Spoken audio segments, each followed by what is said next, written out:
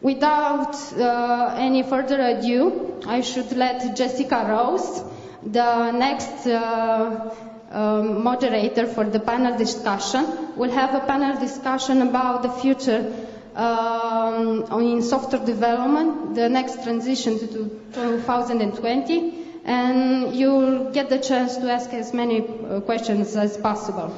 Cool?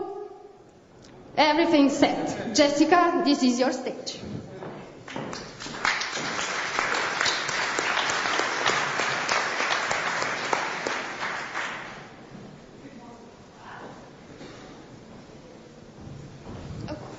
Already problems. Jesus.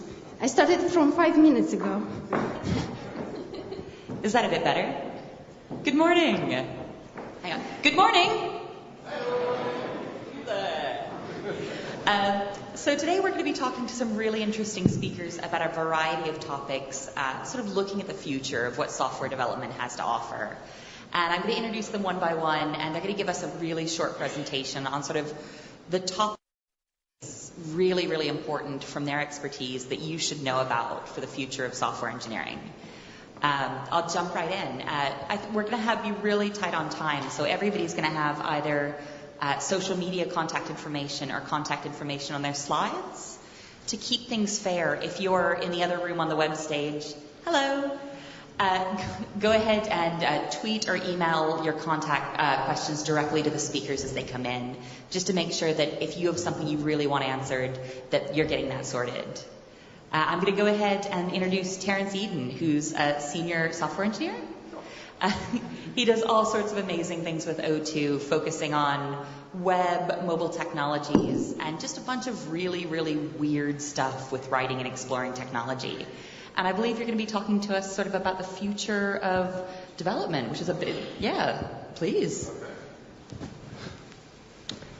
Hello, Cluj. Wow, that's loud. Hello. And as if by magic, nothing happens. Well, while we're waiting for that, hello, it's lovely to see you all. Just give me a wave if you're a software developer. Just wave like that, Chris. Hi. And give me a wave if you hate software development. It's my people. I hate software development. Which is really sad because it's what I do. Oh, there we go. Look at that. Are we just full screen? Lovely. A big round of applause for our AV people there. Thank you. So, I liked it when I was a kid. Do you remember when you were a kid and you said, Mum, Dad, tell me a story? And they would just tell you a story, just out of thin air. A story would come out. Capracu Treaisi. Is that even close? Is that close? Okay. And this story would just come out of nowhere, and it's brilliant. And that's what I want software development to be like. In 2020, I want to be able to go, hey, Siri, can I get a website with a database and social login? Okay, Terence, here is your website. That'd be brilliant. I mean, it's probably not going to happen if you've seen what Viv are doing. Or Viv? Let's say Viv. They're kind of getting there. It's the next generation Siri. But it's not there yet. I mean, we sort of have it. We've got outsourcing. You know, you can write up a specification and send it to a company, and then they'll make it. It's not quite there. It's close, but it's not quite there. So I've been thinking about how do we make life easier for all of us? Because that's what we want to do. We want a nice, easy life so that we can go off and do much more exciting things than software development. That's what I want.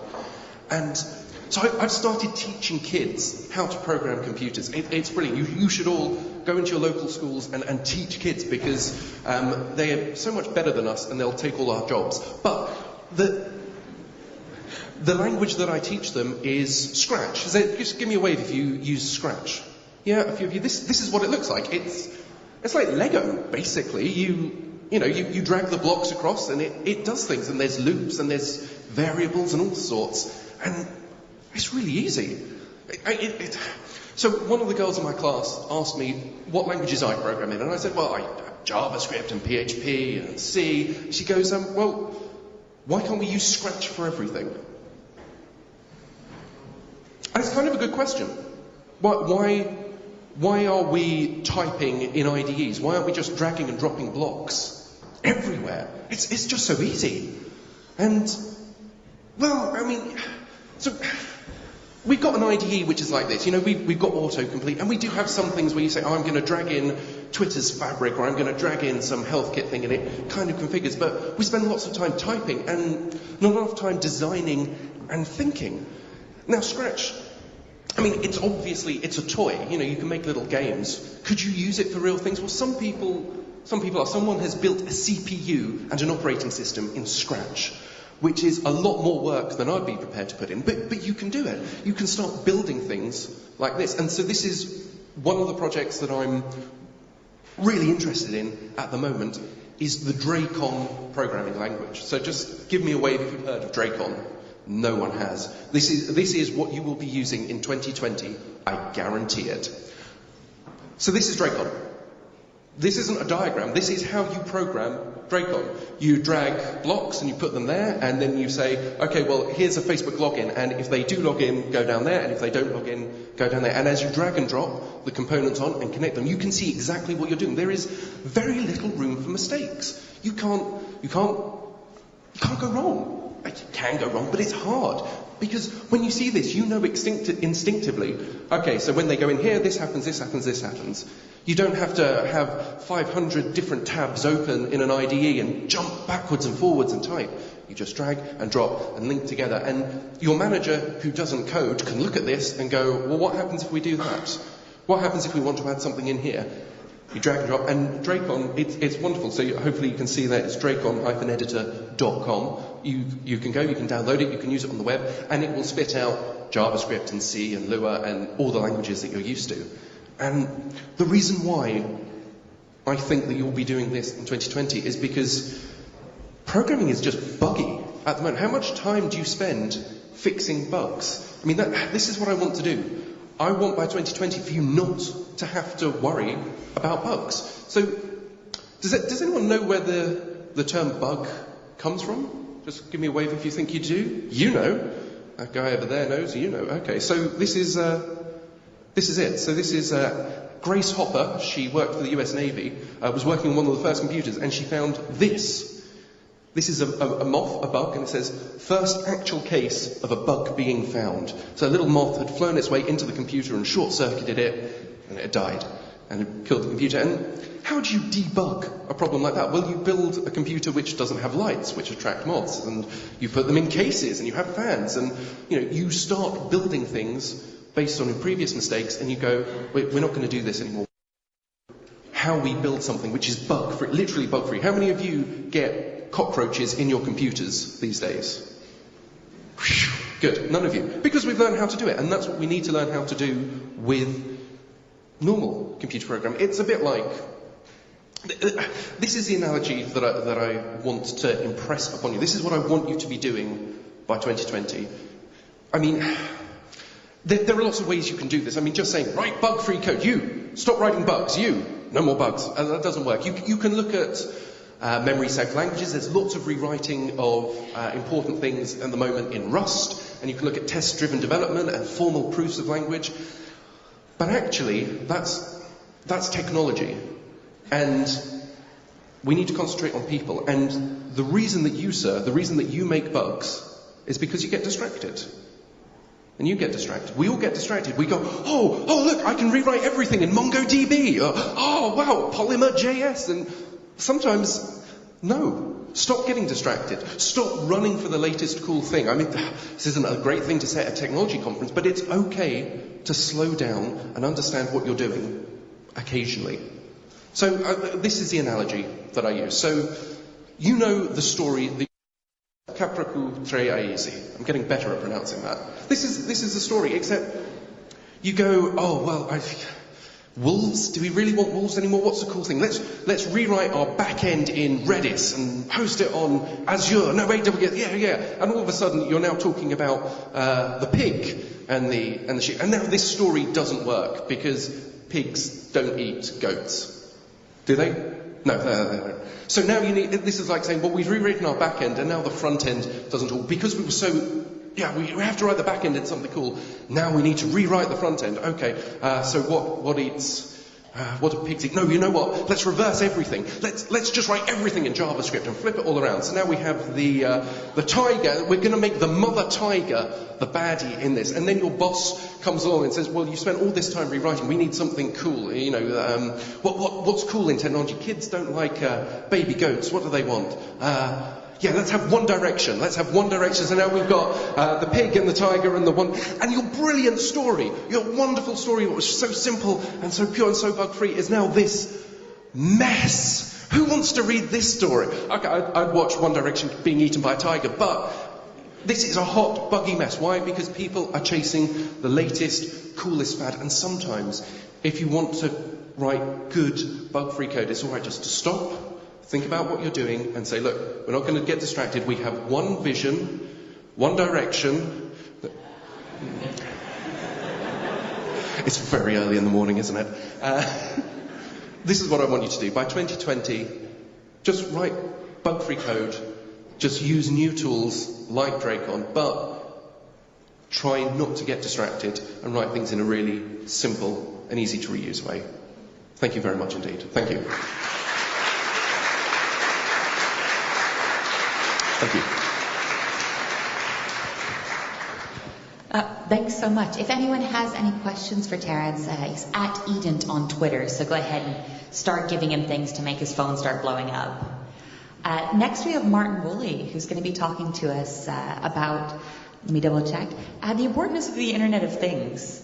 It's very early in the morning for me too. Martin's working with the Bluetooth. The Bluetooth Special Interest Group. Yeah. Which lets him have an @Bluetooth email address, which is actually quite cool. Yeah. He's doing some really amazing things, and he's actually just worked with the team to help deliver the BBC microbit. So some really, really impressive microcomputing tools. And I'm going to let him go ahead and tell you about the Internet of Things and its importance. Morning.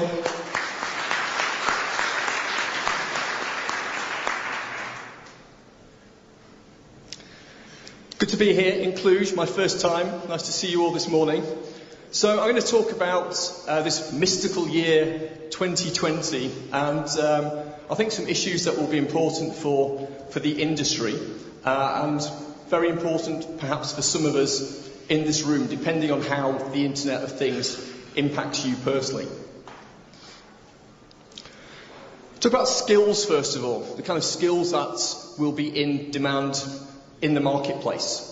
And this stems from the kind of things we'll be developing software for, or at least some of us. The Internet of Things is a very broad umbrella term, and it embraces all sorts of things from cloud computing and big data, right through to what I call the edge tier, the kind of outer edge where we have tiny devices, like this one, which I'm counting on hardly anybody being able to see, and that's the point. Teeny tiny microcontrollers which are powered by firmware. It's software, it's code written by software engineers. And there's a forecast I read last year that says if there were 1 billion devices connected to the internet in the 1990s, modems and ISDN lines and so on, and there were 2 billion devices connected during the first 10 years of the 2000s, and that was smartphones making the difference there, there are going to be 28 billion devices connected to the internet by 2020.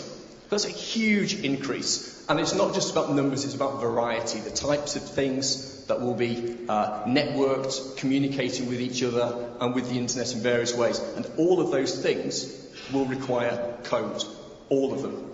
So that's going to have an impact on the kind of growth areas in the marketplace and the skills people need. And in a strange way, there's going to kind of be a regression in some respects, so that some very old school programming skills become in greater demand. Embedded software engineers are the people who write code for things like this. They tend to work with C and C++, sometimes assembler. Is this scaring you? It's not JavaScript, I can tell you. They know about interrupts and how to create the illusion of concurrency and to work with incredibly constrained, tiny devices with hardly any memory.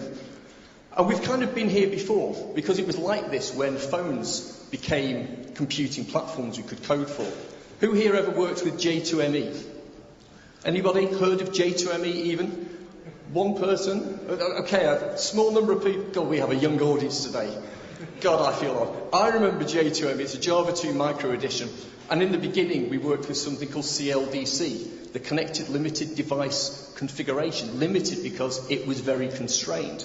So we had to rethink the way we developed software. We had to respect the fact we had hardly any memory and a very low powered device to work with. So that is going to be important for the Internet of Things, because those 28 billion devices are not going to program themselves. On the other side of things, though, to pretty much echo some of Terence's words, there are some amazing tools coming along. There's a screenshot down there that looks suspiciously like Scratch, but it's not Scratch. That's actually one of the tools you can use to program the BBC microbit, which itself is a small microcontroller. I think I've got one in my pocket. I always have one in my pocket. It's a bit bigger. There it is. So kids can develop software for a tiny Internet of Things device like this using drag and drop tools with some limitations, but it can be done. So tools will get better, but those underlying skills will become more important. I think critically as well, this is my key forecast for 2020, we'll be working with unusual things and unusual input devices too. Could we have audio, please? It loses something without the audio. Oh dear.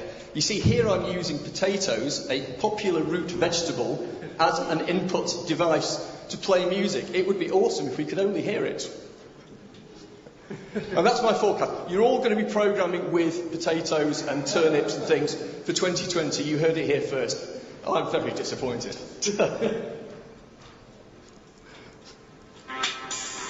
There you go. I'm playing that again. Yeah, it's me playing synthesizer with potatoes, using Bluetooth connectivity to talk to my iPhone, sending MIDI signals. It's what you're all going to be doing it, trust me.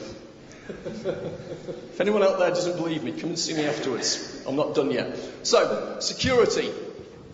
Just keep an eye on the time here. We read about security all the time. We've learned a lot about security over the last couple of decades in particular. The rise of the internet brought us face security issues we probably never had to think about before, if you've been in this industry for any length of time. We're still not that good at it though. Last year in the UK, great big corporation that I won't name was hacked by a 15-year-old boy using SQL injection. So a really primitive security attack. Shocking in this day and age that the code this company was running was vulnerable, I think, to SQL injection. It's such a basic thing, and yet it happens.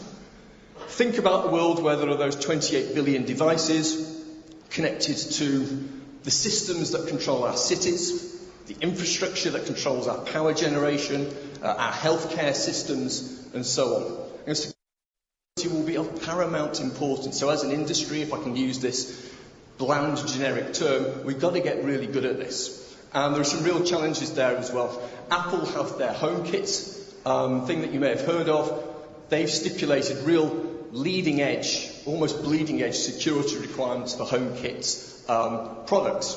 Very hard to implement. Those embedded software engineers have struggled implementing such high-end security requirements because the devices they're working with are very constrained. So some tough times ahead there, but security is of paramount importance, and we need to get really good at it in everything that we do. Power is precious. Again, this is a thing we're going to need to almost re-educate ourselves about. We learnt about this with smartphones. We learned that there are things that drain the battery on a smartphone, and so there are well-behaved applications and badly behaved applications. We know about this stuff. Same again, only more so. Bluetooth has a flavour of Bluetooth called Bluetooth Low Energy. Who's heard of Bluetooth Low Energy? Quite a lot of you. It's called low energy because it uses hardly any power. You have a wireless light switch, the battery lasts for 8 years, that kind of thing. And it was designed specifically with the kind of use cases we expect to exist for the Internet of Things, with these small edge tier devices, often sensors. It was designed with those scenarios in mind. But it's still possible to write bad code, still possible to create products that don't use their limited power supply in an efficient manner. So we as software engineers will need to re-educate ourselves about careful management of power. Protocols.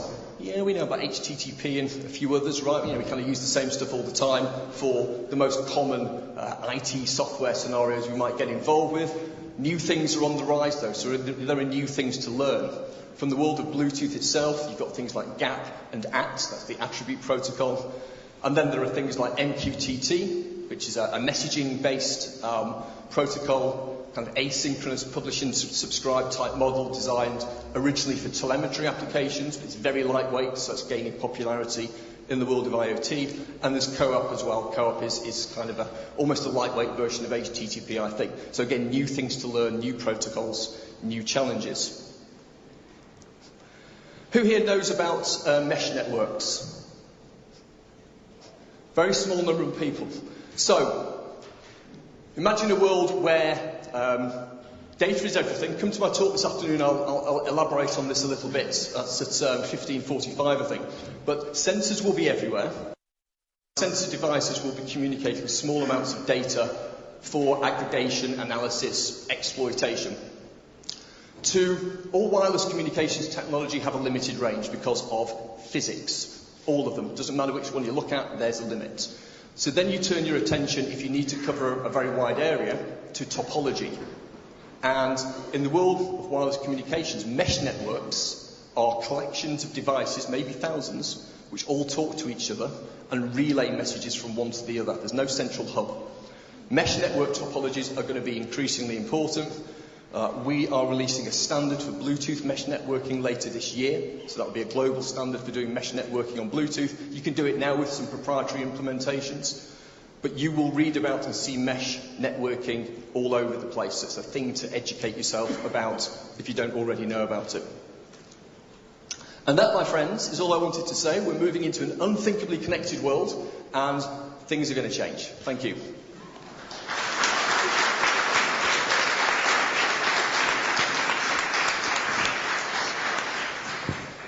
Thank you so much. Next up, we're going to have Steffen Wenz, and you're the CTO of TrustYou. And this is a company that's using some really, really interesting ways to look at consumer trust and how that can influence hotel bookings. You've done some really incredible things with algorithm design, machine learning, and I think today you're going to talk to us about some of the things you've done. Thank you. Thank you, Jessica. Good morning, everyone. Oh, wow. Switching to a different computer. Good morning, Cluj. It's good to be here. My name is Steffen. As Jessica said, I'm the CTO of TrustYou. We have a development office right here in Cluj, but are headquartered in Munich. And if you come here from outside of Cluj and you had to book a hotel here in Cluj and you started your search on Google, it's quite possible that you've consumed our product already. So what my company does is we analyze hotel reviews and we use natural language processing and machine learning to make a nice summary for you as if a human had written it. Google is one of our customers. I'm sure you've heard of that company.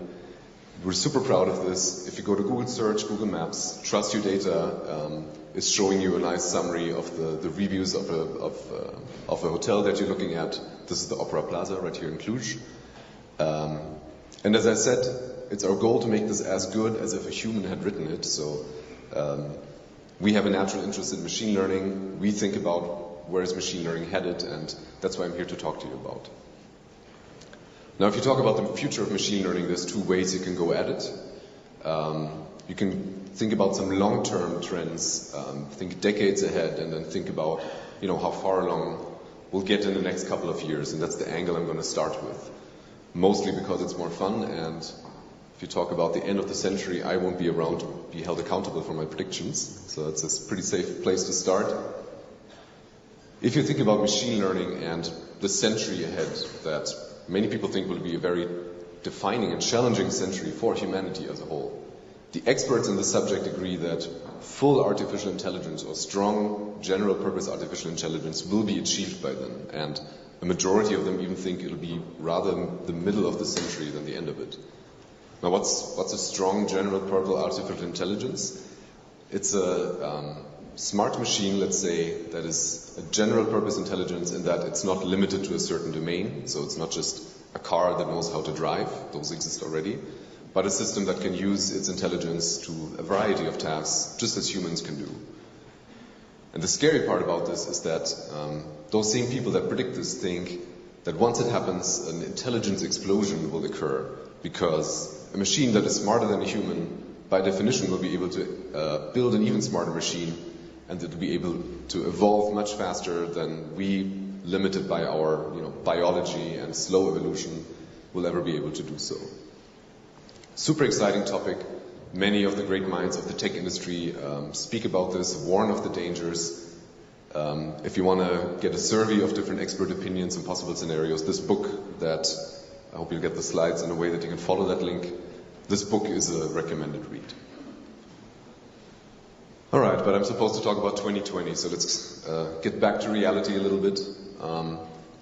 Still not talking about 2020 though. This is now 20 years into the future, where people are pretty sure that the current level of automation driven by machine learning, driven by smart machines, is going to have major influences on the labor market.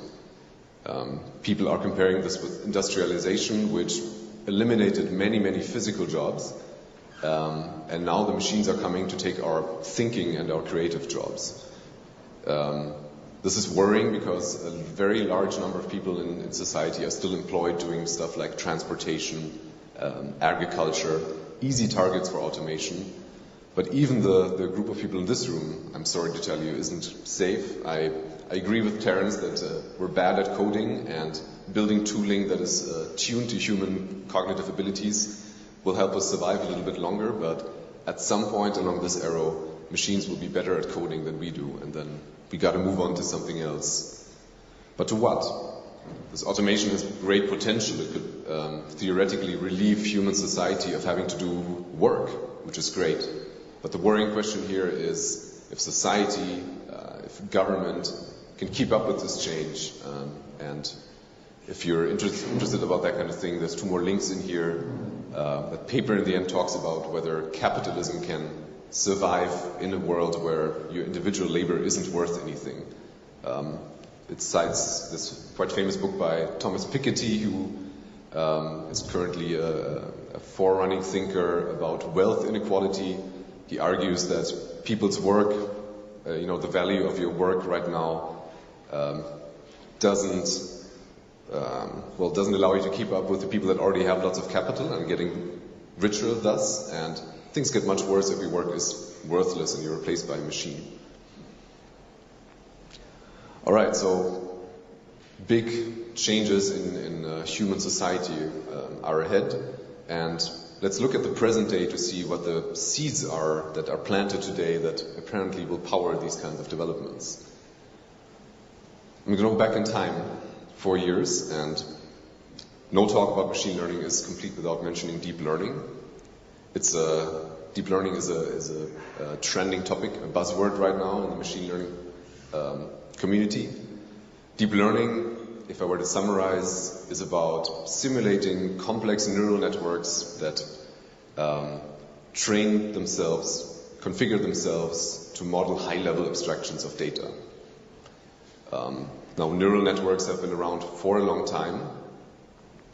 I think the first mentions of such algorithms were from the 60s, and people who are critical of this whole deep learning trend right now say it's just a revival of the neural networks, stuff that's been around for decades, that is booming right now because we have more computing power and more data to train them on. While all that is true, there's 2 things about deep learning that fit very nicely with the theme of my presentation today that I'm going to mention. First of all, deep learning is a form of representation learning. Now, for those of you familiar with machine learning, in the last decade or 2, a big part of a data scientist's job when trying to get a machine learning algorithm to produce nice results was feature modeling, which was basically taking an abstract concept such as a person or a text or an image and reducing it in complexity and dimensions to a vector of just a few dimensions, because that's all that these machine learning algorithms, the simpler ones, could understand. So there was a lot of human creativity involved in getting your machine learning algorithms to perform.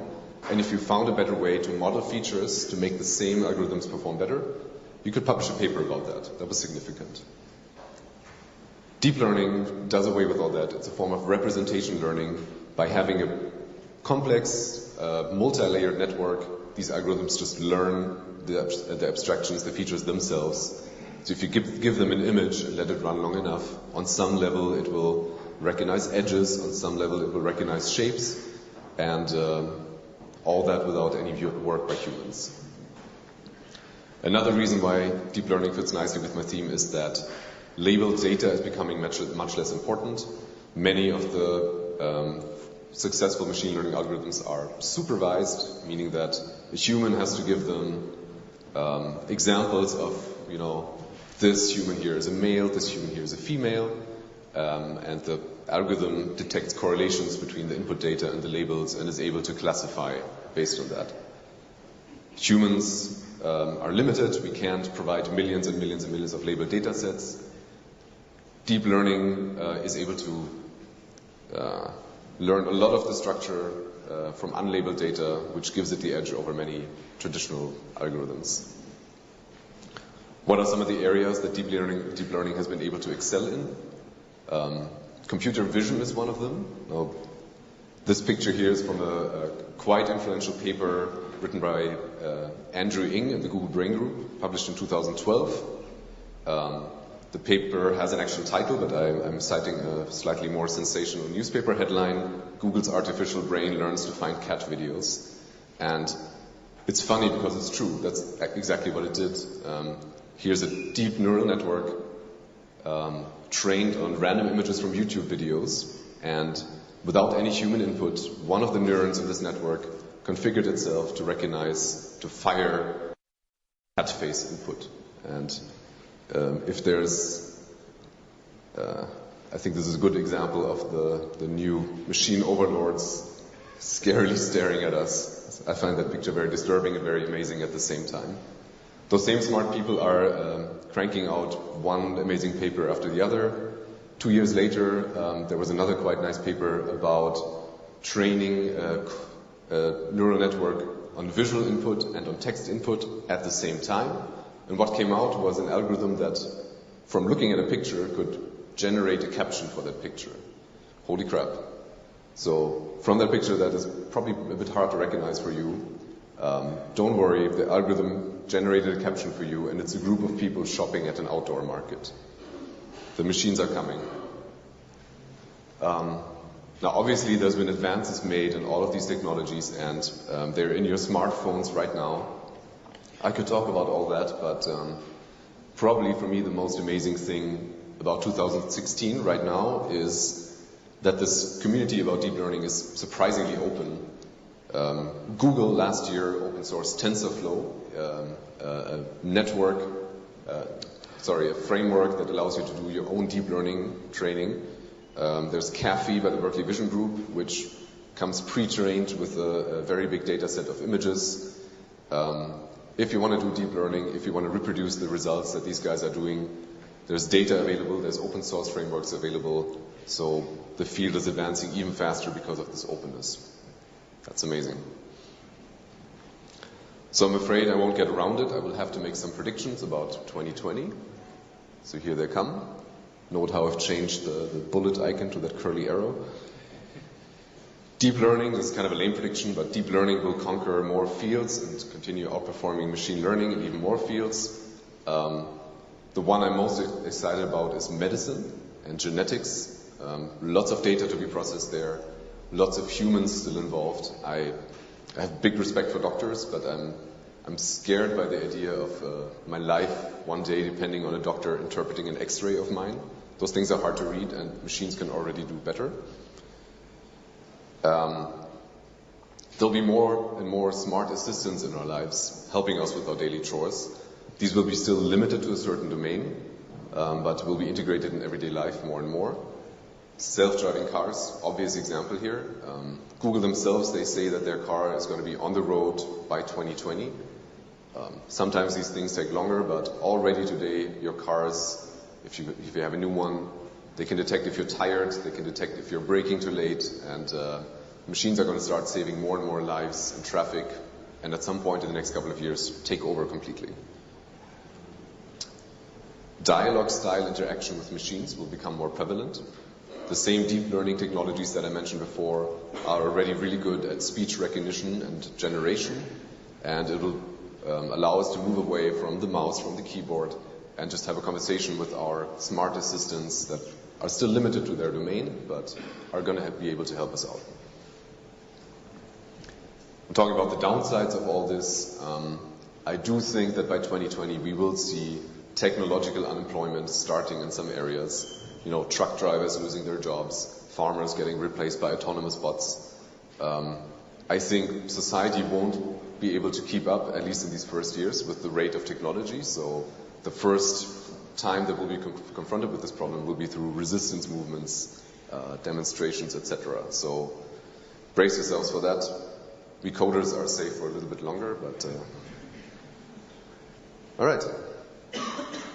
Finishing on kind of a funny note, the predictions we've looked at today are made by me and other humans, and even though those people are really smart, if there's anything you should take away from my talk today, it's that humans suck at stuff and machines are better.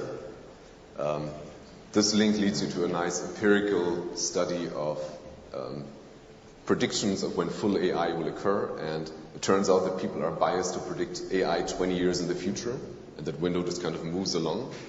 So if I repeat this talk in 20 years, I'll have to update some of the numbers. Or they predict it just before their own deaths, which is convenient for, you know, like I said in the beginning, not being held accountable.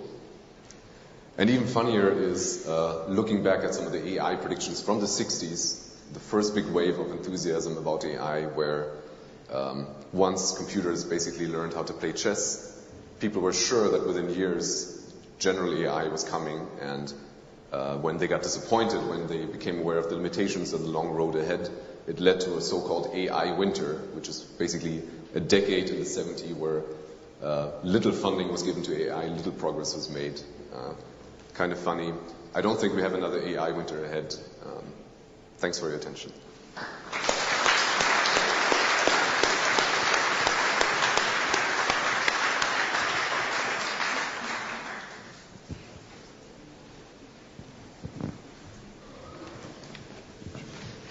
So we had some really, really interesting short looks on sort of what the future might bring us in software engineering. We're running a little bit short on time, and I'm really keen not to hold up the rest of the schedule. So all of our speakers, instead of taking questions one-on-one now, are going to be just there in the back of this main stage over by the DevTalks banner. So you're going to get a great opportunity to just mob them and ask your questions one-on-one. So go ahead, get right in their faces. They'll love it. Thank you all very much.